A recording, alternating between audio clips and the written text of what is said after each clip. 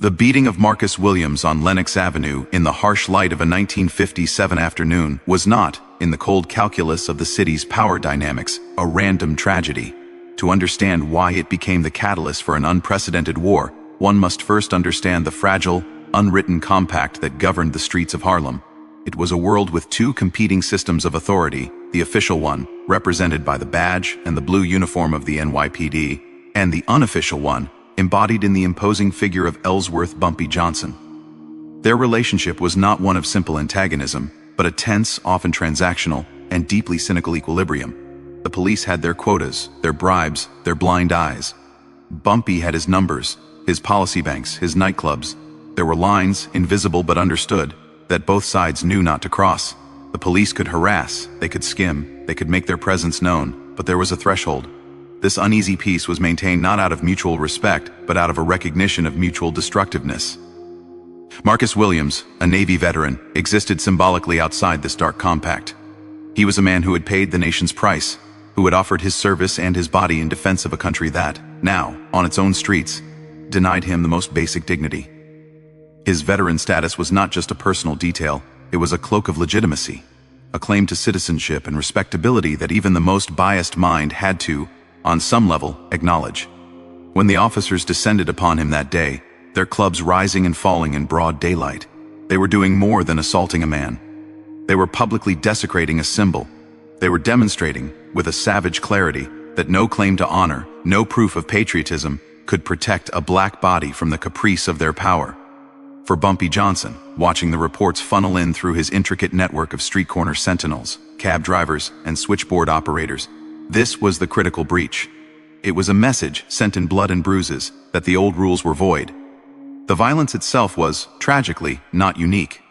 But its brazen public nature and its target were a volatile combination. This wasn't a covert arrest gone rough in a back alley. This was a theatrical display of dominance on one of Harlem's main stages. It signaled a shift from corruption, which was predictable and could be managed, to a regime of open, psychological terror. If they could do this to a veteran in the open air, they could do it to anyone.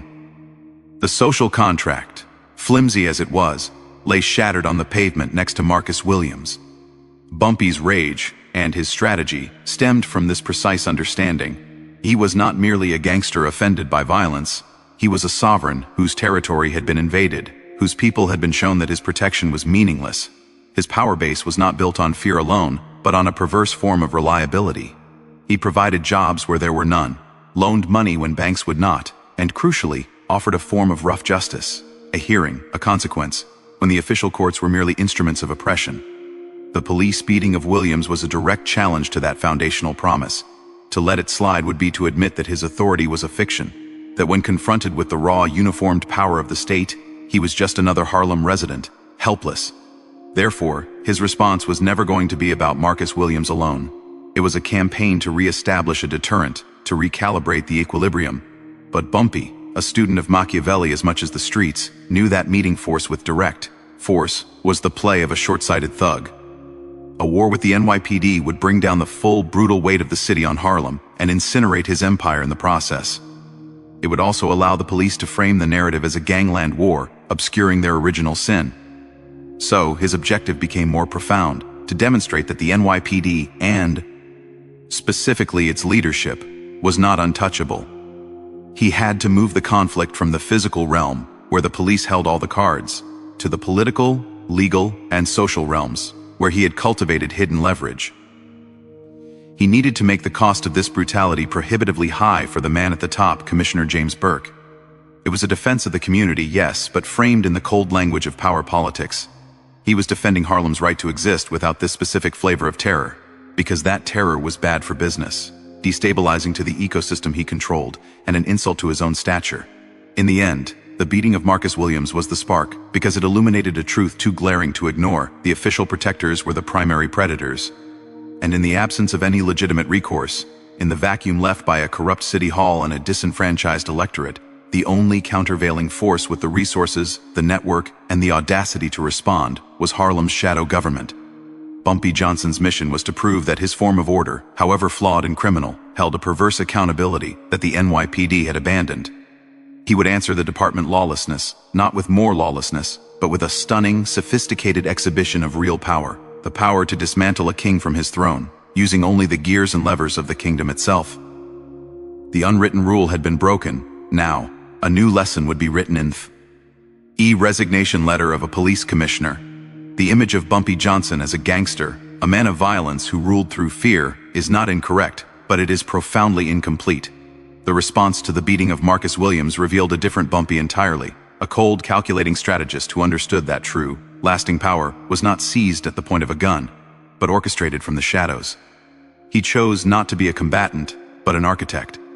His weapon would not be a .45, but leverage. His battlefield would not be Lenox Avenue, but the court of public opinion, the halls of bureaucracy, and the brittle psyche of his adversary. This was corporate warfare applied to the gritty reality of street politics, and Bumpy was its CEO. His first and most critical decision was to suppress the instinct for vengeance. A retaliatory hit on a police officer, or even a riot sparked by his men, would have played directly into Commissioner Burke's hands. It would have allowed the NYPD to lump legitimate community outrage in with criminality, to roll out the riot gear and the tear gas, and to frame the narrative as hoodlums versus the law. Bumpy refused to give them that gift. Instead, he retreated into the role of a silent executive producer, funding and directing a production, where he would never appear on stage.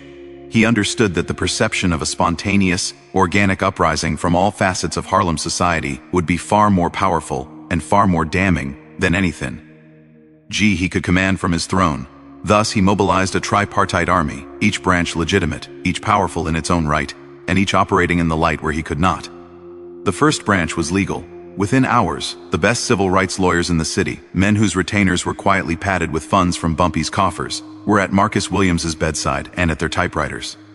They filed not just a personal injury lawsuit, but injunctions and formal complaints designed to create a paper tsunami at police headquarters. This was lawfare, using the system's own rules to choke it. Every motion, every hearing, was a grain of sand in the bureaucratic gears, a public record of the atrocity that could not be swept aside. The second branch was media. Bumpy's relationship with the black press, particularly the Amsterdam News, was symbiotic. He was a source of gritty street truth and, when necessary, an underwriter. Now, he fed them the story, not as a gangster, but as a concerned Harlemite with deep sources. The details of Williams' service record, the names of the officers involved, dug up by Bumpy's network of street corner intelligence agents, the graphic accounts from anonymous witnesses, all flowed from his command center to the editors' desks. The resulting headlines were not mere reporting. They were artillery shells aimed at the moral foundation of the police department. They shamed the white establishment papers into following the story, and crucially, made the incident for a national audience as a civil rights issue, not a local crime blotter item. The third and most potent branch was the community itself. Here, Bumpy acted as the ultimate connector. He had ties to every stratum of Harlem life, the storefront preachers who could summon a congregation to protest, the Pullman porters and railway workers with disciplined unions and organizational skills, the respectable civic groups and social clubs desperate for a way to combat brutality, but lacking the muscle or the nerve. Bumpy provided both. Through intermediaries, he coordinated meetings, facilitated logistics, and ensured that the protests that began to form outside the precinct house and at City Hall were large, loud, and relentless.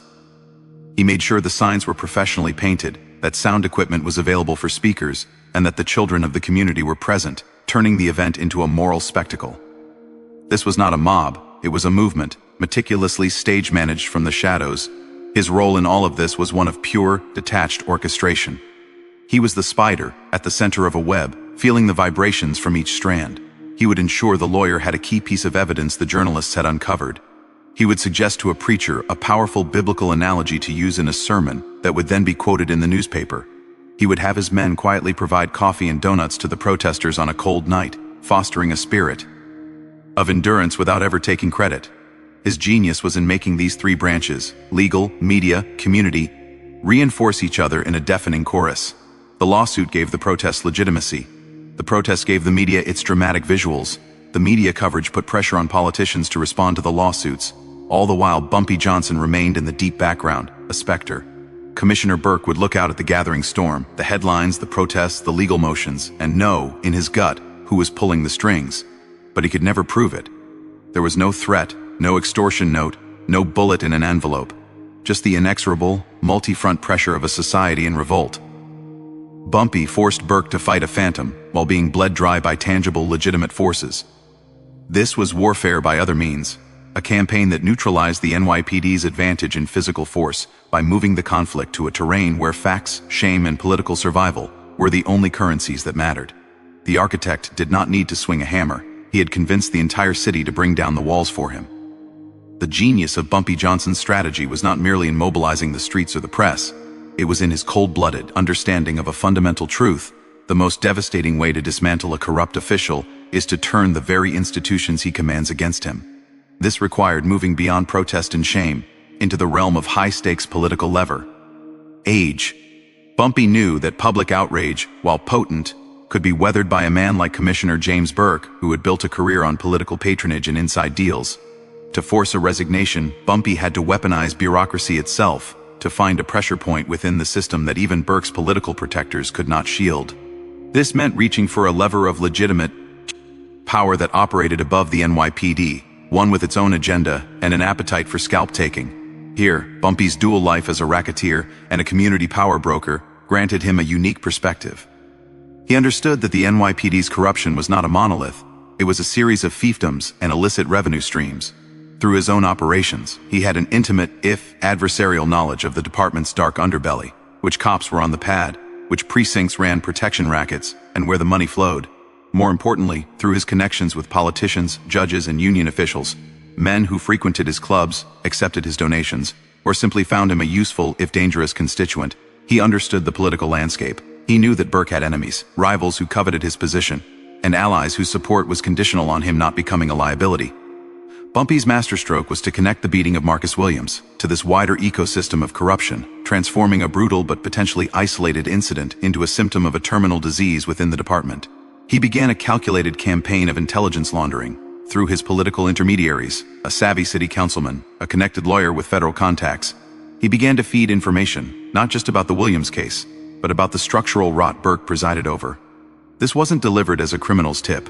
It was framed as deep concern from community leaders and reliable information from within the department. The message was subtle but clear. Commissioner Burke was not in control. His house was not only morally bankrupt but operationally compromised. This is where the federal angle became the killing blow. Bumpy, or his proxies, strategically guided this information toward the one agency with the jurisdiction, the independence from city politics, and the burgeoning desire to make a name for itself, the Federal Bureau of Narcotics, the precursor to the DEA, under the formidable leadership of Harry J. Anslinger.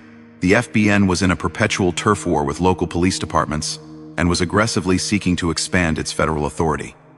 A narrative that painted the NYPD under Burke as hopelessly corrupt, particularly if that corruption was linked to narcotics. A safe assumption, given the era and the department's porous integrity, was a gift. It provided the FBN with the perfect justification to launch an investigation, to subpoena NYPD records, and to threaten to expose a metastasizing scandal that reached the commissioner's office. Suddenly, James Burke was no longer just managing a public relations headache in Harlem. He was facing a federal probe. This changed the calculus entirely for his political patrons at Tammany Hall and City Hall. They could tolerate headlines about police brutality. That was, tragically, the cost of doing business in a racist city. But they could not tolerate a sprawling federal investigation that would subpoena financial records, compel officers to test and expose the intricate web of kickbacks and payoffs that linked the police, the courts, and the political machine. A federal scandal could take down not just Burke, but an entire apparatus. Bumpy, from his shadowy perch, had effectively outsourced the execution. He had made Burke radioactive to the very system that bred him. The beating of Marcus Williams was now the exposed thread, and by pulling it, Bumpy had invited the FBN to unravel the entire sweater. Every piece of pressure Bumpy had applied, the lawsuits that created a paper trail, the media that kept the spotlight hot, the protests that signaled an ungovernable populace, now served to make Burke look weak, distracted, and incapable of containing the crisis. To the political bosses, he was no longer an asset maintaining order. He was the epicenter of a disorder that threatened their own survival. The demand for Burke's resignation, then, did not ultimately come from a protest sign or a newspaper editorial. It came in a quiet, closed-door meeting between city power brokers who saw the federal vultures circling. They presented Burke with a choice: fall on his sword voluntarily and contain the damage, or be publicly devoured by a federal investigation that would take countless others down with him. It was an offer he couldn't refuse. engineered by the one man in the room they would never acknowledge. In this phase, Bumpy Johnson demonstrated a level of strategic sophistication that transcended the underworld.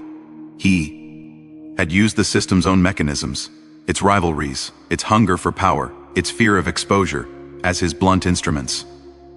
He turned the police department's corruption from its shield into its Achilles heel. By leveraging federal power against local corruption, he achieved what no street battle ever could: the complete and total defenestration of his enemy, carried out by the enemy's own allies.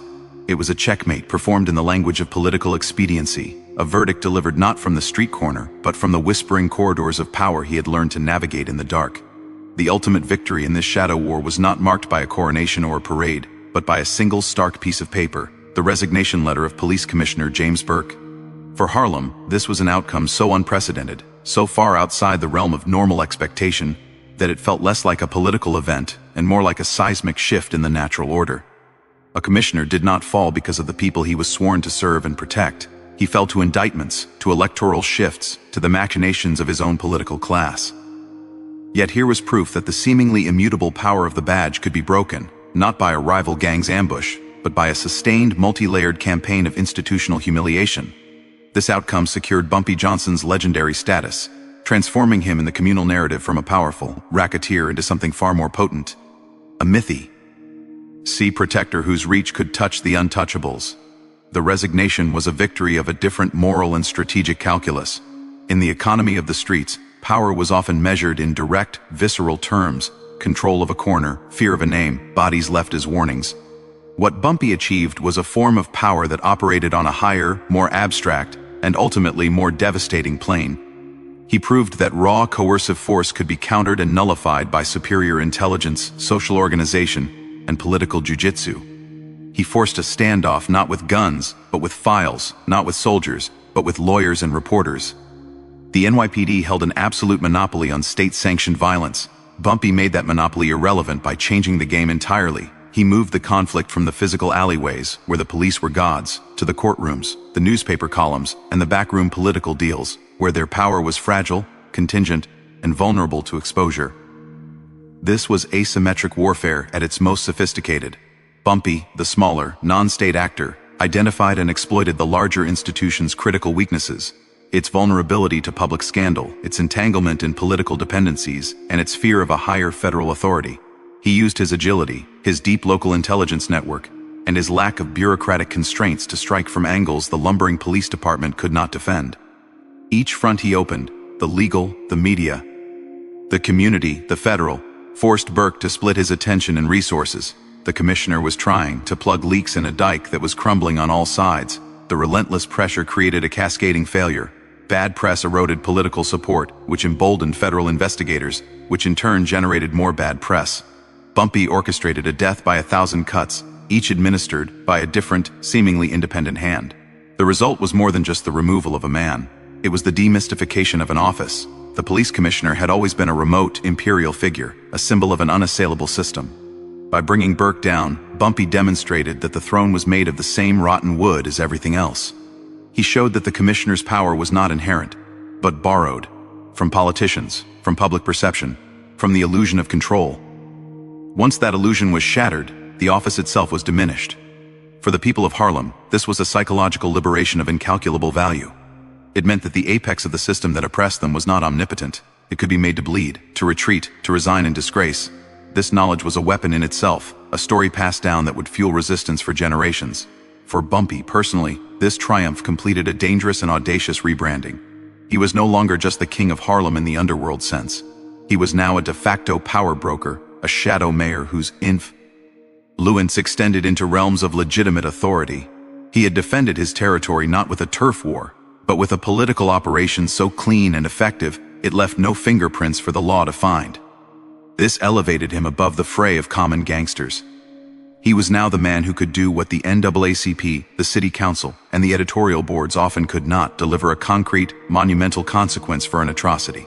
His power was seen as not merely destructive, but oddly judicial, a final, extra-legal court of appeal where the community could, in extremis, seek a form of redress.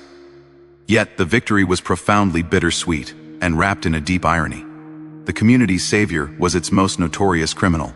The man who orchestrated justice was a man who lived outside the law. This paradox is the dark heart of the story. The resignation of Commissioner Burke was a testament to the catastrophic failure of every legitimate institution designed to prevent such brutality and hold power to account. The courts were too slow, the politics were too corrupt, the press was too marginal until orchestrated. Into that vacuum of justice stepped a figure whose methods were born in the same moral shadows as the corruption he fought.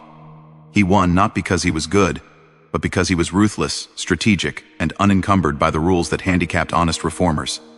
His victory was a damning indictment of the city itself. It proved that, in the face of systemic, violent oppression, the most effective check and balance available to Harlem was not its vote, but its shadow mayor, not its civic institutions, but its most sophisticated criminal mind. The resignation was a win, but it was a win that spoke of a world horribly broken, where justice, when it arrived, came wearing a gangster's tailored suit and operating from a throne just outside the light. The legacy of the fall of Commissioner James Burke is not a simple monument to a victory. It is a deep and troubling crack in the foundation of our understanding of justice, community, and power. It forces us to sit with a profoundly uncomfortable question. What does it mean when the most effective defender of a community's humanity, the only entity capable of delivering a decisive consequence for a horrific act of state violence, is not a civil rights organization, a district attorney, or a coalition of righteous citizens, but a sophisticated and ruthless crime boss? This story does not offer a hero's tale. It presents a stark and enduring paradox, one that illuminates the failure of legitimate institutions with a blinding, unforgiving light. Bumpy Johnson, in this specific and extraordinary instance, functioned as the check and balance the system lacked. When the police broke the law with impunity, when the political machinery was designed to protect its own, and when the avenues for redress were closed or laughably ineffective, he alone possessed the resources, the intelligence network, and the sheer audacity to act. He levied a tax on corruption itself and used the proceeds to fund a counteroffensive. He provided, in essence, a brutal form of privatized justice. This casts him in a role that is deeply unsettling, the Dark Guardian. His power was illegitimate, born of violence and exploitation, yet in this crisis it was wielded to a purpose the community desperately needed: accountability. He was a symptom of the disease who, for a moment, became the only available cure. This duality forces us to grapple with the nature of power in a marginalized community. Legitimate power, the vote, the LAW, the moral authority of the church and the press, had been systematically neutered, corrupted, or ignored. What remained was parallel power. Bumpy's empire was a shadow government, complete with its own economy, the numbers racket, its own judiciary, his word settling disputes, and its own social services, loans, favors, protection. The takedown of Burke was this parallel government's most spectacular foreign policy achievement, a demonstration that it could defend its borders against incursions from the official state. The community's relationship with this power was, and remains, fraught with a painful complexity. Reliance on a criminal for protection is an indictment of the state, but it is also a Faustian bargain. It reinforces his stature and entrenches his system, creating a dependency that is as dangerous as it is, in moments of crisis, necessary. Furthermore, the story challenges the simplistic morality of our historical narratives. We prefer our champions to be pure, our liberators to be unsullied. Malcolm X, Dr. King, the activists of the NAACP, they operated in the light, with a moral language we can canonize. Bumpy Johnson operated in the grimy, pragmatic twilight. His motives were never purely altruistic. They were inextricably linked to maintaining his own sovereignty and the stability of his domain. His victory was not a blow for integration or a dream of brotherhood. It was a ruthless enforcement of a boundary. It said to the white power structure, "You can be corrupt, you can be neglectful, but you will not be unpredictably savage on my streets. That is my prerogative." This is not a civil rights ethos, it is a sovereign's decree. Yet the outcome, a brutalized veteran avenged, a corrupt commissioner ousted, aligns, however awkwardly, with a just outcome. It forces us to separate the actor from the action, to acknowledge that good ends can be engineered by deeply compromised means, and that history's moral ledger is rarely clean. The ultimate tragedy embedded in this victory is what it reveals about the abandonment of Black Harlem by the city it called home. The fact that Bumpy Johnson was the only viable recourse is a scathing historical verdict. It speaks of a city government that was not merely indifferent, but actively predatory, a police force that was an occupying army rather than a public service, and a social contract that was null and void. In that vacuum, alternative power structures will always form. They may be religious, they may be political, or, as in this case, They may be criminal, but they will form. Bumpy's rise was as much a consequence of systemic failure as it was of his own ambition. His intervention in the Williams case was the logical, if extreme, extension of that reality. When the state is the primary source of terror, the community will seek protection from any quarter that can provide it. Morality be damned. Thus, the legacy of this event is a haunting echo that resonates whenever we see communities distrustful of the police, reliant on informal networks for safety, or cynical about the possibility of official justice. It is a case study in how institutional failure breeds alternative, often illicit, authority. Bumpy Johnson's strategic masterpiece did not create a new, just order. It merely confirmed the existence of a stark binary reality. There was the broken official world of the law, and there was the functional shadow world of the street. For one brilliant consequential moment, he weaponized the shadows to humiliate the light. His story, therefore, is not an inspiration, but a warning. It is the story of how a community, left utterly defenseless by the powers sworn to protect it, found a defender in the last place it should have ever had to look, and in doing so, exposed a sickness in the heart of the city itself that a resignation could never cure. The victory was real, but its taste is forever bitter. A reminder that justice, when it must be purchased from a criminal kingpin, is already a profound and devastating loss.